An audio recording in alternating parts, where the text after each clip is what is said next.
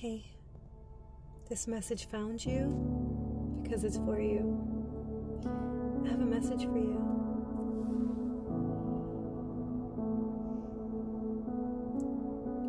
It's time to let go of the past. You may be holding on to something that happened to you in the past, or something that was supposed to go a specific way and it didn't, or someone that you lost, or some experience that you still hold any kind of negative energy around, even if it's just a little bit. And today God is saying, Spirit is saying, the universe is saying, it's time to let it go. Now you may have tried to let it go many times before. And if you've already done a lot of healing work around this, then this is definitely for you. It's time to stop healing. See, sometimes if you've already done the work, if you haven't, this is not for you. But if you've already seen therapists, if you've already done forgiveness work, if you've done ayahuasca, if you've done psilocybin, if you've done all these things to help heal and help move forward and let go of the past and improve yourself, but you find that you're still holding on to past hurts, or maybe you get some intrusive thoughts, or maybe you notice that there's still some sadness around certain things that have happened to you, it's time to let it go. Now, how do we let it go? I don't know how to let it go. I want to let it go. I try to let it go, but it keeps coming back. How do I let it go? I have this practice with my clients that are in couples, in my couples counseling sessions. I have this rule where it's a session about letting go. And so what they do is and you can try this with your partner, but you can also apply it to your life and your past. So what you're going to do is you're going to bring out, you could write, or if you're with your partner, tell them any little thing from the past that you may be holding even a little bit of resentment around, of bitterness around, of victimization around, of pain, of negative energy around. And it could be things that you hold a lot of pain around, or negative energy around, or just slightly. Don't disregard the slightlys, because those are really important too. What you do is you say to the other, or you say to yourself if you're going to write it down, my intention with this practice is to get out of me everything that is holding me back, all of the blocks that I've created against love, all of the pain, all of the past hurts. My intention is to be clear on what they are, get them out of my system by speaking them out loud or writing them down. And then once I finish writing everything down, every one that has hurt you, every experience that has hurt you,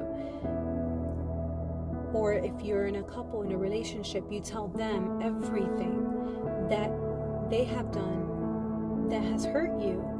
And so what you're going to do is create a sacred space, a neutral space where you can hold that space for yourself or for each other and literally say what needs to be said. And the other promises to not be reactive, to not take it personal, but to just stay in this state of neutrality where they could not take anything personal and just hold that sacred space for the other to talk about their hurts. And then if it's in a couple, they do it vice versa. If you're doing it yourself, you're just going to write it all out and create that sacred space for yourself without any judgment, just letting it all out. Once you finish, you make a promise to yourself, or if you're doing this in a couple, to your partner, that you want to move forward with your life and you want to let this go. This is very powerful for the couples who have a lot of resentment against each other. We do this in my seminar, actually, when it's Couples Day. So you literally sit in front of each other and I ask you, do you want to move forward with each other or not? That has to be clear. Yes or no? Yes. Is your love more powerful than these past hurts? Is moving on and your love conquering anything from the past more valuable to you than holding on to these past hurts? If the answer is yes, then you make a promise to each other to leave the past in the past once and for all. After the couple apologizes to each other for their part and the way this has hurt them, and they say what needs to be said, they promise to not touch the wound again, to leave it in the past, and to choose each other over any challenge or traumatic experience. And so once they do that, they make a promise, and there's a safe word. It's past. They make a promise to never bring this up again and never even remember it or think of it again. If they do, they have to say past within their mind and completely leave it alone. Disregard it. Walk away from it. Or if the couple mentions something like, yeah, just like when you did this, the other person would say past. Because there's no need in bringing up what has been forgiven, what has been released, what you have decided you want to let go of. In your own process, it's the same thing. So after you would write everything down, you would go over them, and you would feel as if you are receiving an apology from each person who played this part for you. You would hear them say to you, I love you, I'm sorry, please forgive me, thank you. I love you, I'm sorry, please forgive me, thank you. And you hear them ask for forgiveness, and you feel yourself accepting that, being able to let it go, not because it's not wrong, not because what they did didn't hurt you or any of that, but because you just want to be free of it more than you want to hold on to it. Does that make sense? So after you do that, you make a promise to yourself. You ask yourself first, do I want to truly move on from this? Do I truly want to move on from this? Is the love for myself, for my life, for my well-being, is that more important to me than holding on to this? And if it is, you make a promise to yourself to leave it in the past once and for all. And just like the couple would do in their exercise, you would use the past word.